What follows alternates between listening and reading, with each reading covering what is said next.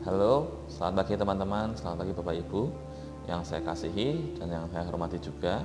Nah, teman-teman, pada kesempatan kali ini, setiap pagi kita akan mengawali hari kita dengan renungan, dan hari ini kita akan bersama-sama belajar. Dan sebelumnya, kita akan bersama-sama berdoa terlebih dahulu. Marilah kita berdoa. Tuhan Allah Bapa dalam surga, terima kasih Tuhan atas segala berkat-Mu dari pagi hingga dari malam hingga pada pagi hari ini ya Tuhan, sehingga kami dapat melanjutkan kegiatan kami di pagi hari ini. Dan Tuhan, sebentar lagi kami akan memulai segala pelajaran, dan sebelumnya kami akan mengawali dari renungan ini. Bukalah hati kami agar kami mengerti apa yang ingin sampaikan. Dalam nama Tuhan kami berdoa, amin. Nah teman-teman, hari ini saya akan membacakan saja dari renungan pagi ini ya.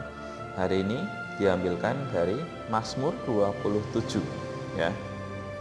Mazmur 27, natsnya demikian. Sekalipun tentara berkemah mengepung aku, tidak takut hatiku. Ya, diambil dari Mazmur ayat yang ke-27, pasal 27 ayat yang ketiga. Ya. Hari ini renungannya berjudul menghadapi musuh. Akan saya bacakan teman-teman.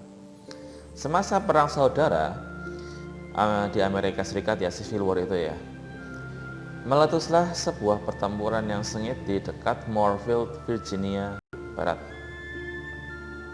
Karena terletak di dekat garis musuh, maka kota tersebut dikendalikan secara bergantian oleh pasukan Serikat dan pasukan Konfederasi. Di pusat kota itu tinggallah seorang wanita yang sudah tua. Menurut kesaksian seorang pendeta Presbyterian, pada suatu pagi beberapa tentara musuh menggedor pintu rumah.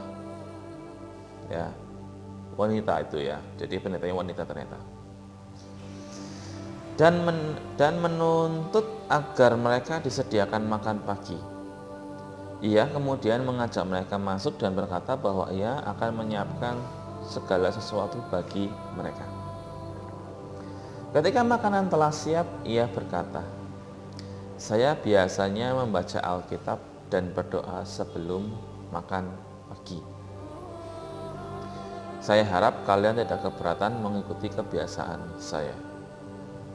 Mereka pun setuju. Kemudian ia mengambil Alkitabnya, membukanya secara acak, dan mulailah membaca Mazmur 27. Tuhan adalah terangku dan keselamatanku.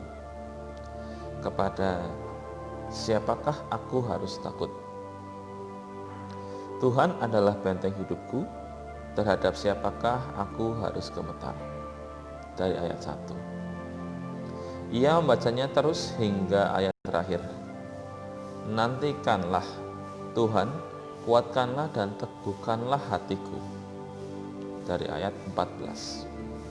Setelah selesai membaca, ia berkata, "Marilah kita berdoa." Ketika ia sedang berdoa, ia mendengar suara para tentara itu mondar-mandir dalam ruangannya. Pada saat itu ia berkata amin dan mengangkat kepalanya. Ternyata para tentara itu sudah pergi dari situ. Renungkanlah firman Mazmur 27 ini. Jika Anda menghadapi musuh, Allah akan menggunakan firman-Nya untuk menolong Anda. Izinkanlah ketakutan membawa Anda. Nah, teman-teman, itu sepenggal cerita ya dari seorang pendeta yang dia sedang terjebak di dalam situasi perang saudara. Ya, situasi ini ilustrasinya itu sangat sederhana ya teman-teman ya. Musuh ya. Mungkin kalau zaman orang tua kalian orang tua ya terlalu dekat. Ya mungkin Mbah Buyut atau siapa itu ya. Musuhnya itu penjajah. Nah, kita sebagai anak muda sekarang, musuhnya itu jauh lebih banyak. Sosmed ya, ego. Nah, itu loh, perkataan. Nah, teman-teman, kita diingatkan bahwa yang namanya musuh yang tidak kelihatan seperti itu. Ya. Terkadang ya Termasuk ya itu, jadi saya mau bilang cerita tentang medsos tadi ya, itu juga musuh-musuh tuh di situ banyak. Ada hoax, ada apa gitu ya, atau bahkan mungkin ada yang sering membuli ya, itu amit-amit ya. Misal teman-teman juga menghadapi musuh, misal tentang kegelisahan dalam hati, itu juga sering kalian pasti itu ya. Teman-teman mungkin menghadapi sesuatu yang sedang sangat membuat hati resah gitu ya, panik, entah apapun itu, teman-teman harus hadapi itu ya. Mungkin kita takut untuk menghadapi sesuatu ya, rasa cemas tadi dan teman-temannya tadi, tetapi kita harus tetap jalan ya. Kita tidak bisa lari dari masalah. Ketika kita menghadapi masalah atau kita menghadapi musuh, ya kita harus hadapi itu ya. Musuh di situ dalam artian bukan orang sama orang, itu bukan ya, tetapi lebih ke apa yang biasanya sehari kita hadapi. Rasa malas juga musuh ya, itu musuh terbesar dalam hidup kita, malas ya. Jadi teman-teman, ketika rasa malas atau musuh itu datang ya, mari bersama-sama kita ingat ya, kembali kita hidup di sini itu semua untuk Tuhan. Jadi ketika kita malas, ketika kita cemas, panik, apakah itu sudah selaras dengan ibaratnya apa yang Tuhan perintahkan? Seperti itu teman-teman. Nah teman-teman, mungkin itu saja dari saya pada pagi hari ini. Mudah-mudahan kita belajar sesuatu ya. Teman-teman, ketika menghadapi musuh ya, musuh yang mengancam atau yang membuat kita jauh dari Tuhan ya, tetaplah ingat ya, ingat Tuhan, dan kita harus tetap berdoa ya teman-teman.